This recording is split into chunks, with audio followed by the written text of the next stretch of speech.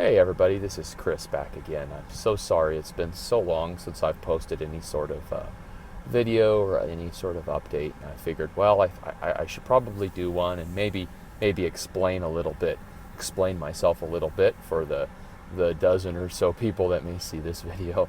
Um, I actually finished graduate school last year and got a higher degree, and I actually work at a college as well, although my degree was through another college. And After completing that degree, I was approached by the program director for the health occupations program at our college, and they kind of fall under the biology biochemistry department of the university that manages us, I believe. I'm not as clear on the command structure there, but in any event, she came to me. Is actually, interestingly enough, she was one of my chemistry professors, undergraduate. She was one of my undergraduate chemistry. I think it was general. I think I saw her for, I don't know, I forget. It was some undergraduate chemistry though, years ago. Funny, back when I was a respiratory therapy student. Anyway, she came to me and offered to give me allow me to teach a section of human anatomy and physiology, or they call it Biology 225. It's the first semester of a 2-semester sequence. Most students who are looking to go into either nursing or allied health, and basically an allied health professional is someone who's not a doctor, not a nurse, but is still an integral part of the healthcare team. So allied health is just a big umbrella term for respiratory therapy, X-ray technology, dental hygiene, dental assisting, paramedic. Really falls under the umbrella of allied health as well. So a lot of these different professions and vocations fall under the umbrella of allied health. But anyway, most people that are looking at those types of programs need to have a full year of human anatomy and physiology, in addition to many other prerequisites, microbiology, some sort of chemistry coursework's involved, some sort of math as well. Prerequisites. So anyway, here I was offered to teach a 200 level, or that would be, that'd be sophomore. It'd be equivalent to a sophomore level biology course, and I ended up having to develop. The syllabus is basically a syllabus is basically a big document that I type up about how my courses run, the policies, the schedule, procedures, and basically I had to develop this for both lecture and lab. So I also run labs as well. And so I've been spending a lot of time doing that. And in addition to that, I work full-time for another program, another program in the same division, teaching emergency medical services. So I've also have my other course load. I primarily deal with paramedic education, specifically respiratory cardiology. I teach their pharmacology. Since my graduate studies was actually in pharmaceutical sciences, it was a clinical toxicology concentration, but it was still a pharmaceutical sciences degree. So I do teach the pharmacology. Used to teach a physics course. I haven't taught that recently, but I see pharmacology, pathophysiology, and intro to advanced pre-hospital care, in addition to respiratory and cardiology. So I've had that as well. So basically, what have I been blabbing on for the last 5 minutes, more or less? I've been really incredibly busy developing new courses, taking on new jobs. It's just been crazy. And in addition to that, I have been training. In fact, it's nighttime. I've been basically riding my bike all day long. I've been training really hard for a race in Silver City, February 27th. So a little less than a month away now, known as the Tommyknocker 10. And what it is, it's a 12-mile course through the Gila National Forest. It's a 12-mile route, and it's a 10-hour race. So you basically do this 12-mile loop as many times as you can in 10 hours. So it's my first endurance race. My first ever mountain bike race was just last year, and there's footage of that. And I did pretty decent, actually. I got a 4th place finish for my age group, which is, interestingly enough, the middle-aged dude group is a very competitive. You guys would, and those of you that do bike, maybe you know, but at least down where I live, it is amazing how fit middle-aged and older people are in the cycling community. The more mature riders just seem to be insanely fit. So I did a group ride today that's met this morning at one of the trailheads with about 13 people, 12, 13 people.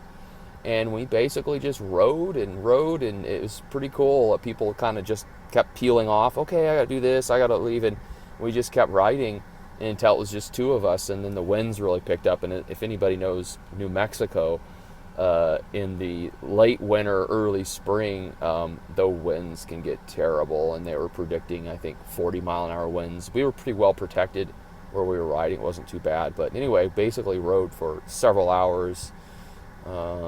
Did like 26, maybe 30 miles. I have to look, but not a pretty substantial ride. And every Saturday I try to do a substantial ride, and I'm going to be riding even more. I'm trying to work my way up to several multi-hour rides, just to get used to being on a bike for that long. So, in addition to be very busy at work, I have this other thing that. And any of you that have seen my past videos on some of what's came out of the peyote experiences that I've had, the internal personal reflections that I've had, is this lust for mountain biking. And it's much more, obviously the physical side effects have been marvelous. I've lost a significant amount of weight. I'm in just incredible shape. It's amazing the kind of shape I'm in right now. I think I may be in better shape than when I was in my 20s, my early 20s, running. I actually did cross-country running. I was in the military as well. And, I was in pretty decent shape, but I think I may be now in better shape than that. I may not necessarily look like it, and I may be very sore some days, which was something I didn't have to deal with back then, but I do now. But I do just think from just a pure beast mode standpoint, I can just get on that bike and ride it. And but the primary reason I ride is that it is such a introspective experience. It's really interesting every time I get on the bike, or lots of times. I shouldn't say every time. I have my bad days as well, but when I get on that bike, it's as though the pedestrian concerns that I have just dissolve away, and it's like the world shrinks, and it's the trail, it's me, it's this kind of this flow state that I can enter, and I just exist. I just exist in the present moment, and it is such a glorious state to be in. So glorious, so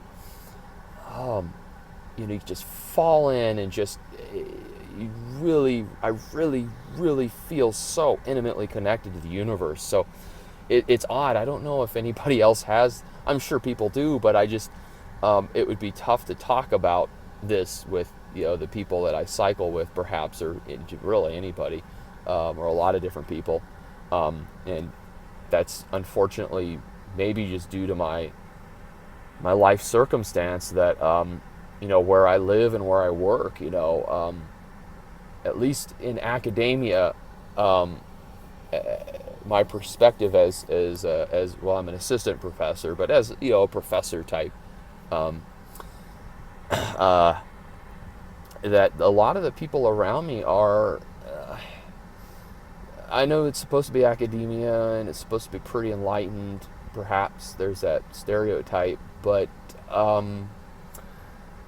I just don't know that I would be able to really talk about these things with any of my colleagues. Most of them are very, very nice people. Nothing against them as human beings, but by any means, it's just I don't know that it puts me in a real weird situation where I don't have this group of people that I can discuss these things with. I do talk to my wife quite a bit, of course, which she's just been wonderful through all of this, and of course maybe the side effects have been good for her as far as my mood, my balance, the fact that I'm just gotten in this really good shape, and I can go out and hike with her now, and I'm just, I think, a little better person all around. But I don't have a group of people to really talk about these things. So I think in some way these videos are real helpful because it kind of helps me get some of this stuff out, because I just don't, I don't have a real group of people. I've made some contacts off and on, people that I've met at the Peyote Way Church, and maybe an email here or there, but no one that I've really, communicated with on a real continual basis. So it's been kind of, it is kind of tough that, and I know that, I live, an hour from Silver City, New Mexico, which there's a lot going on there, but, people aren't real outgoing about it, and I just don't know the psychedelic community very, very well, and so I don't feel as though I have a real large group of people that I can discuss these things with. So I talk about it on these videos and think about it a lot. But yeah, so that's what's been going on. It's been just really busy, really crazy. I've been training really hard, and I'll try to take some footage, and my wife's going to take some pictures, and maybe I'll make a little video like I did. Obviously, a 10-hour video is going to be kind of tough to make. I filmed the entire Horny Toad hustle race, but that was, I was on the trail less than an hour. 10 hours is going to be, it's going to be a pretty robust race. I'm probably going to be pretty tore up by the end of it, assuming, something catastrophic doesn't happen to me, but I'm still going to try to do something, make a little video. I'm really excited about it. So the weather is fixing to get terrible down here. They're talking 50-mile-an-hour winds, possibly some snow. So over the next few days, I'm not really going to be able to bike. So I'm glad I got what I did in today.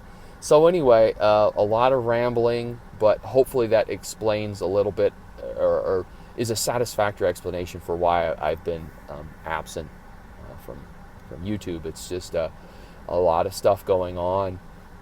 And hopefully I can get this video up in the next couple of days and just rectify my absence, or at least let people know why. Okay, guys, I really do hope that you are having a great time, or will have a great time doing whatever it is you may be doing. You all take care.